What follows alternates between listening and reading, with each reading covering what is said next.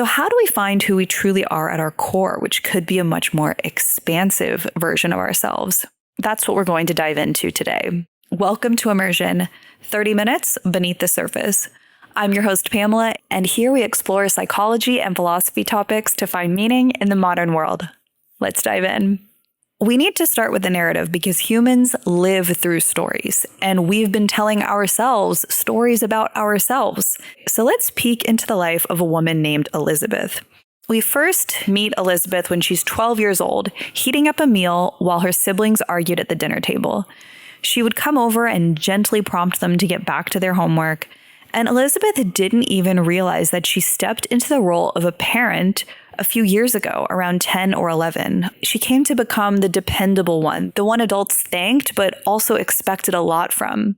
And once she became the dependable one, it quietly started informing all of her other choices. She ended up dating carefree men in her 20s who really appreciated her dependability and how she might sweep in to clean up their messes from time to time. And they would give her affection back, but not the kind of love that she wanted, where she felt like she had an equal partner. She ended up finding a job working as an administrative assistant where everyone told her, "You are so detail-oriented, we can always count on you." And even taking personality quizzes, she would always get responses that said that she was conscientious or agreeable, and then she would feel validated in that and say, yeah, that's me. That's what I bring to the world, without even questioning that this is a story that she's been telling herself her entire life, that she sees herself through one narrow lens instead of like a kaleidoscope of many possibilities. But what's important to realize is that none of this makes Elizabeth fake. She really is a caring and responsible person. But each event that emphasized this was like water carving the Grand Canyon, tiny events and perceptions and actions that made what was once adaptable feel and become more fixed. No single drop created the Grand Canyon, but over years, the landscape itself has become reshaped. I think identity forms in much the same way. So today we are going to begin a 3-part series within our Relationship to Self series, exploring one of the oldest questions that humans have asked: who am I? In this episode, we'll look at how our identity or self-concept forms. Next episode, we'll ask, how fixed is it really? And finally, we'll put everything together. We'll look at what psychology and philosophy suggest about living with a more flexible sense of self and more sense of possibility. So first, let's define identity. When people talk about identity, they often think about the parts of themselves that are visibly or socially defined, such as gender, race, culture, nationality, and our roles in life. And those are important parts of identity, but identity also includes the internal story we carry about ourselves, who we believe we are, what we're capable of, what we value. And psychologists often refer to this internal picture as our self-concept.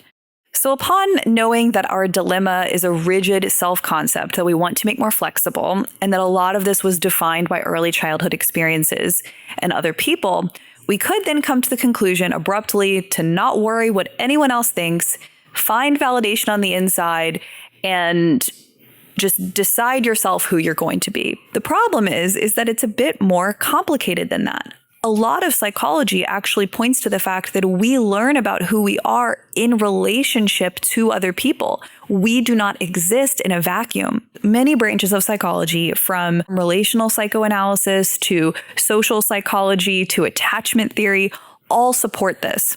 For example, Elizabeth did not think, I am a caring and responsible person all on her own. Adults in her life would say things to her, such as when she set the table before dinner, "Wow, you are so helpful." And then she started to develop that view about herself. And the views that you have about yourself were things that were mirrored back to you from others. Those others were not only your parents, they were also teachers, they were peers and friends, they were coaches, they were someone you just met on the sidewalk. We are constantly informed about who we are from the outside. A theory that I find particularly helpful here comes from Charles Horton Cooley. He has this theory called the looking glass self, and it takes things in a slightly different direction. We imagine ourselves through others' eyes, and then we develop feelings about ourselves based on that imagined evaluation. A really small example of the looking glass self could be viewed through the lens of appearance. Think about a day that you felt really good about how you dressed leaving the house. You might then pass someone on the street, think that they see you as a put-together person, think that's a good thing, they view me in a positive way, and then view yourself in a positive way. We've talked about this before, how often we then bring a different energy into the world. So it's often not even how others view us, it's how we feel about how other people might view us. As you can see, it starts to be a lot of mental gymnastics, which is partly why people explore these ideas to begin with, the whole idea of working on your relationship with yourself, because you get to define yourself through your eyes and ask, how do I feel about how I'm presenting my values, my actions, beliefs, words, all of it, versus only asking, how do I look through others' eyes? And the last branch of psychology that supports that our view of ourselves is not created in a vacuum is the idea of attachment theory, which we also talked about last week. John Bowlby and later other attachment researchers found that early relationships help us develop a model for how we see relationships, but also how we see ourselves in relationships.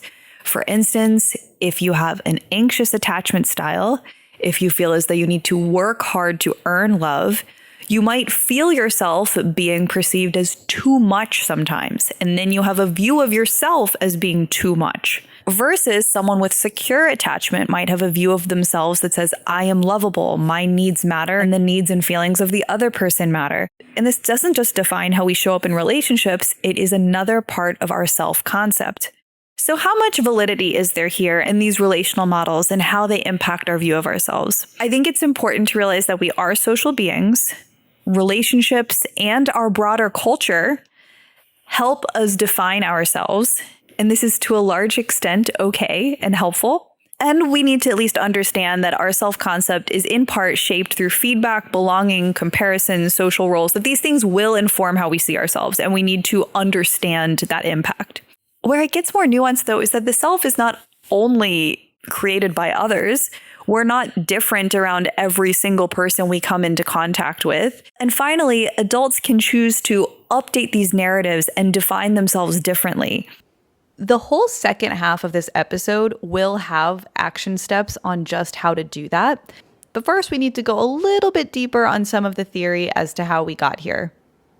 It's important now to dive into the idea of ego, which is integral to the idea of self-concept. If you've heard the term ego in culture, you've likely just heard it in the sense of being egotistical, someone having a big ego, just meaning that they're conceited. That's not how it's used in psychology, philosophy, spirituality, which are the fields that we're actually exploring in this series. I want you to think of it here, actually, how Merriam-Webster defines it very simply. The self, especially as contrasted with another self or the world. You can think of it as yourself as a separate entity. The ego is protective, the ego is functional. You have a body, you are here, and you are trying to survive. And people that have a healthy sense of ego do see themselves as a separate person, their wants, their needs, their desires, and how to exert that in the world. Someone that has too little of that ego strength actually might crumble under pressure, not know what they want, or if they don't have true ego strength, if they're overcompensating, then there's those things such as excessive bragging or excessive force. We want a healthy and balanced sense of self.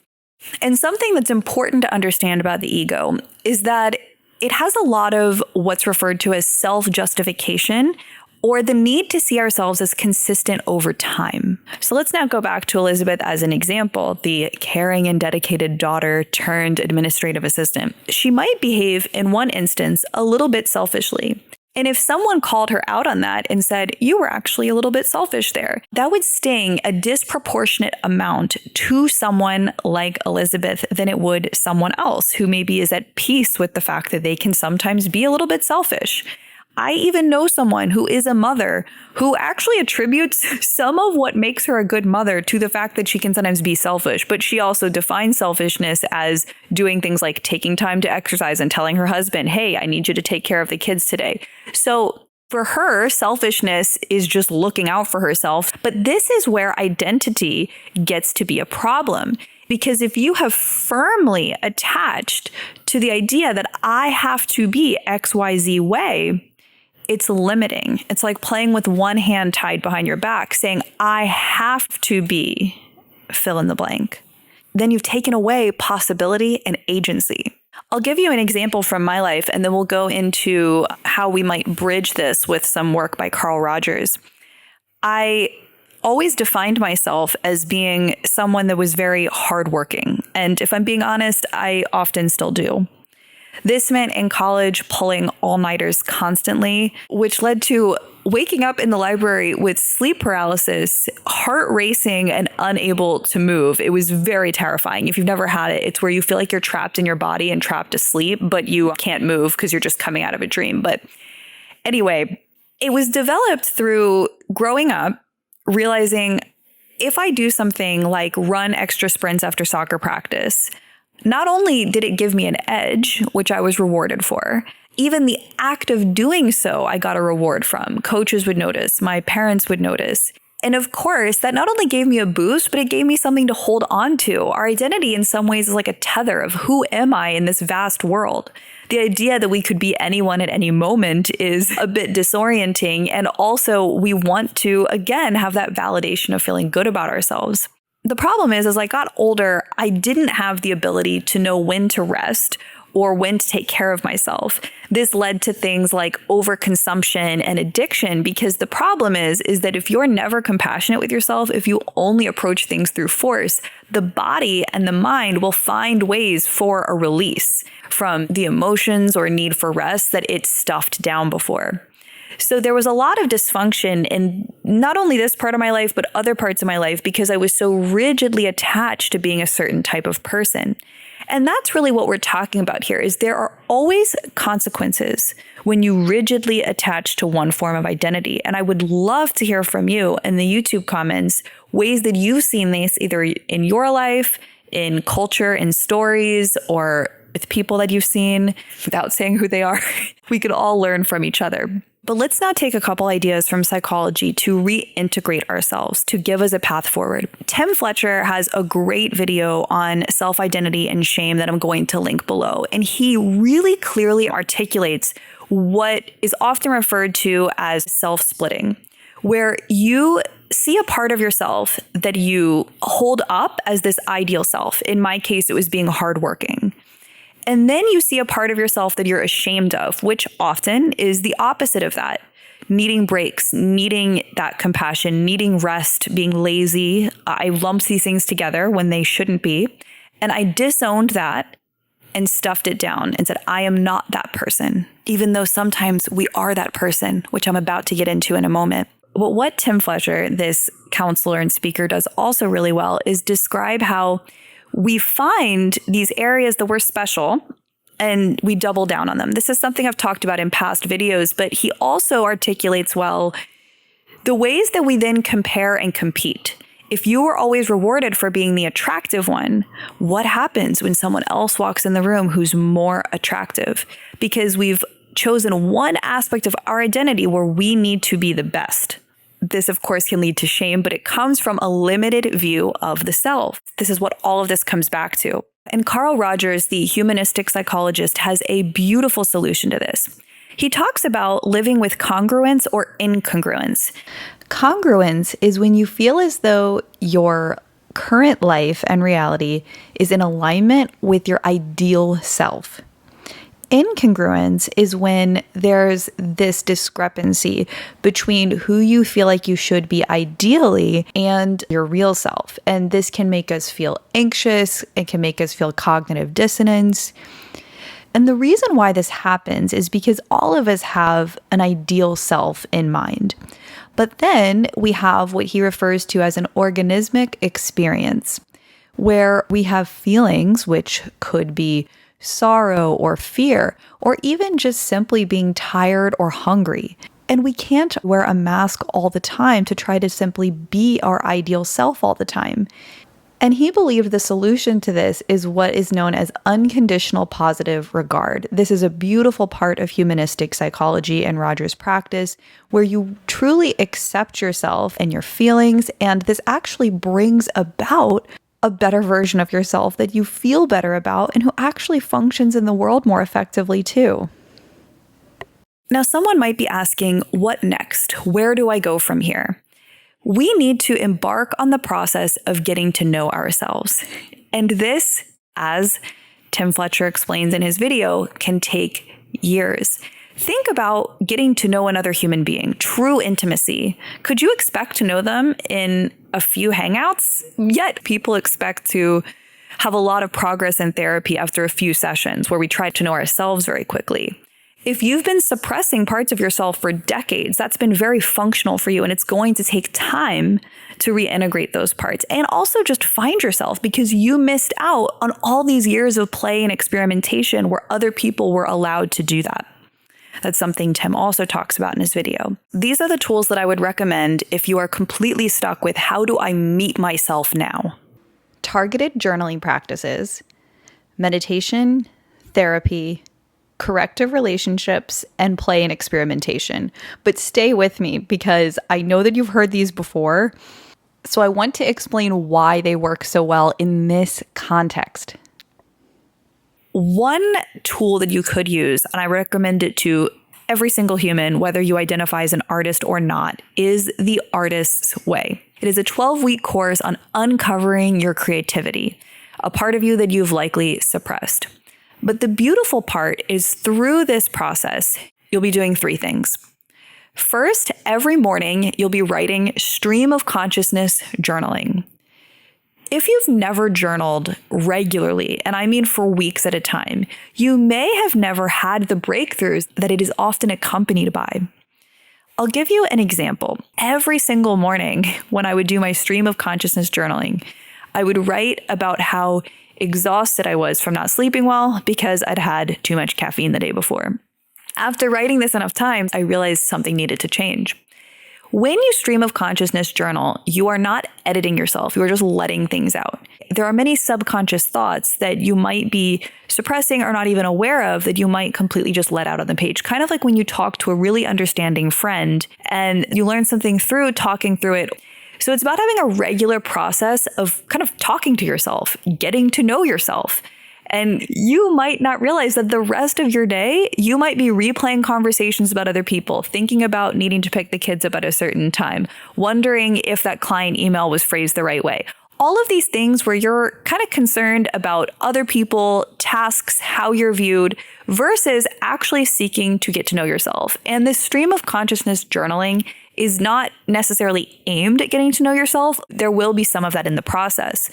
The other parts of the course have to do with taking yourself out on artist dates. So literally doing things that you wouldn't normally do, like going to a book reading, going to a film festival, just going to your library and picking out a book you would never normally pick up off the shelf, going for a walk in a new park. And through this experimentation, you allow yourself to play, to try things. And not only is it nourishing, but you're getting to know new parts of yourself. And finally, there are many prompts and reflections and exercises so that we're not just getting up and going through the motions and repeating the same things all the time. Julia Cameron asks very specific questions, for instance, in the chapter on jealousy, to help us realize where it might be coming from. But there are many tools, journals, resources for prompted self-reflection. This way, if you're not in therapy, maybe you have a guide with you, getting you to think about things in a different way. Very targeted questions shape the way that we think and understand ourselves. I'll give you an example of that in relationships. You may have heard of the 36 questions to fall in love. Created by the researcher Arthur Aaron and popularized by the New York Times. And it's basically a list of questions that are so thought-provoking, deep, and intimate that if you do them with someone, it has a very high likelihood of you at least becoming friends or possibly even falling in love with this person. Then it is followed by some prolonged eye contact afterwards. So it's a bit intense. And it can also help you fall in love deeper with someone that you're already in a relationship with. Truly knowing someone and being known is such an intimate act, and it does lead to love.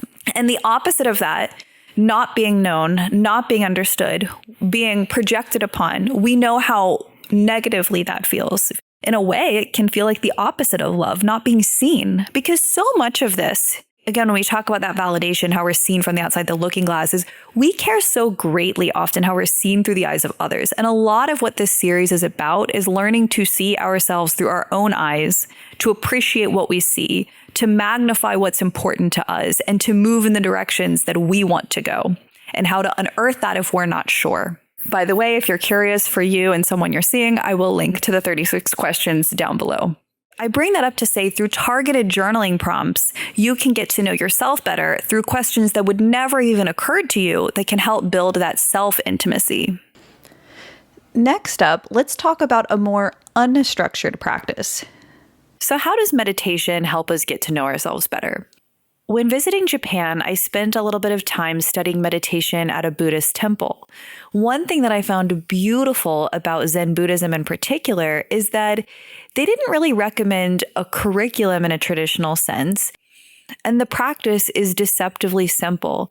You sit often with your attention on your breath and keep returning to the present moment. And what's surprising is how much that simplicity can teach you. Anyone who's practiced meditation for a length of time knows that eventually the same thoughts and emotions will keep resurfacing and you'll recognize them and learn from them.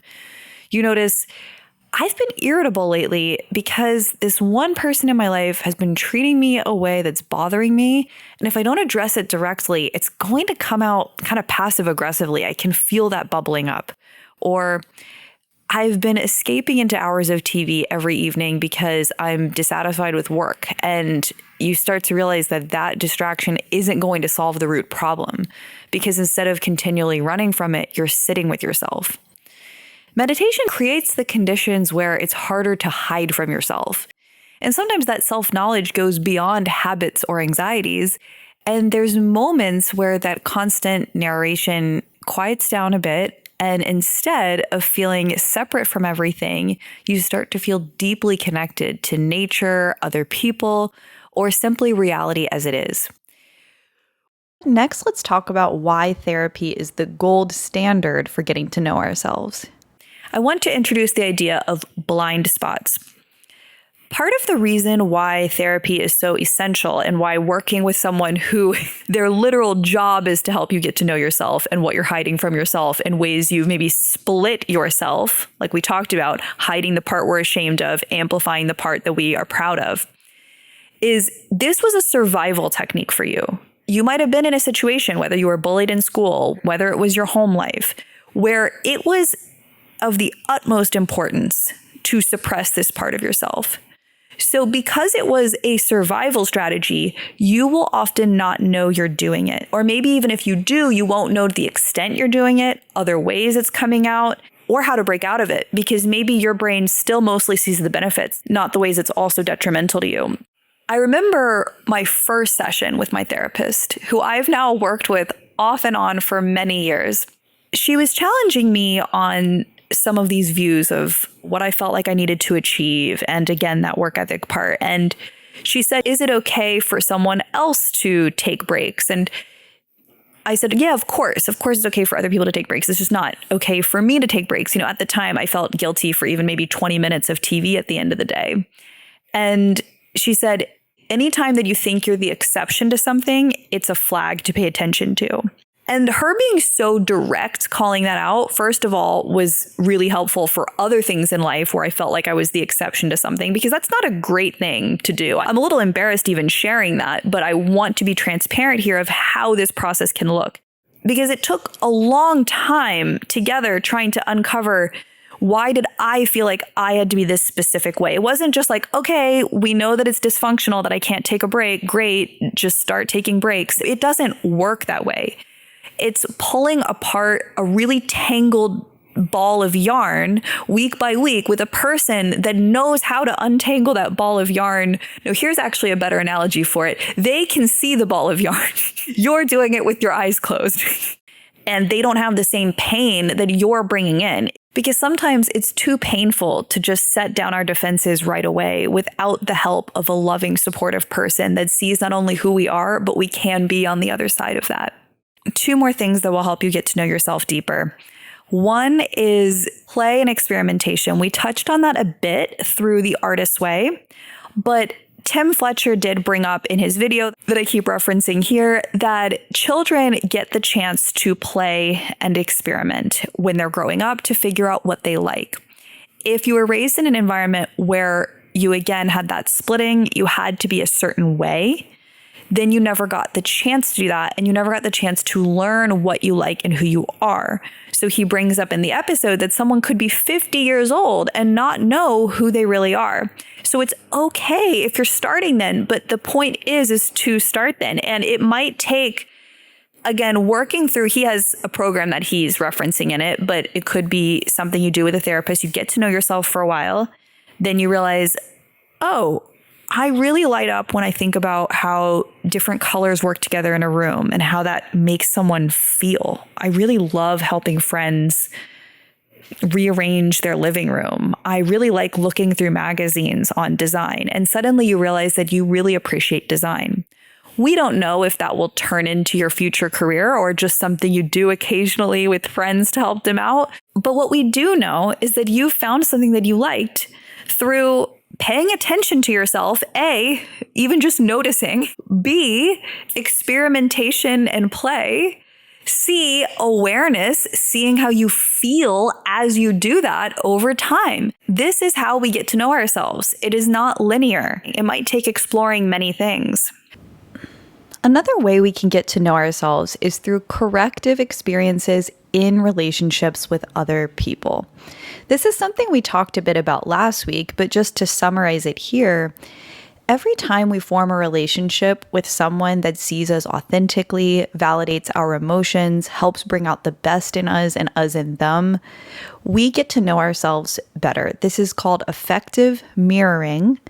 And if you were only seen for what you could do for the other person, or you were only seen in lights that the other person could accept or tolerate, they maybe couldn't tolerate your sadness or your vulnerability, then you never really had an accurate mirror.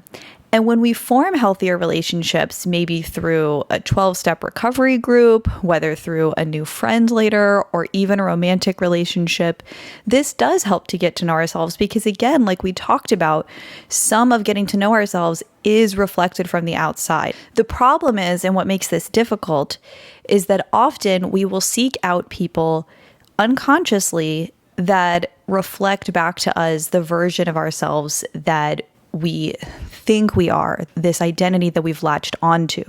Someone like Elizabeth ending up with those carefree men that need a caretaker, she will continually get that reflected back to her, that she is only valued for being responsible, detail-oriented, and this is what we often do. We can talk more about this another time if you're curious about how this plays out. But over time, if we can learn to present ourselves authentically from the start, then we'll be more likely to attract people that want us for who we are versus this identity or self-concept that we've latched onto. Often it does take getting to know ourselves and learning to be authentic first. And sometimes it's a little bit easier in places like friendships, therapy, or group work first. So where have we ended at the end of this first episode? We've ended where Elizabeth has currently paused. She hasn't changed her job. She hasn't necessarily ended her relationships, but she's more curious about who she is. She pauses and she notices when she's repeating these same patterns. She notices what's reflected back in the world around her. She notices how a lot of this started when she was very young. And for the first time, she's asking a different question. She's not asking, who am I? She's asking, who has the world told me that I've needed to be? And if you don't have to be that person anymore, who could you be? Speak with you next week. I release episodes Sunday morning. They're available on YouTube and many podcast players. All are linked down below in the description. See you then.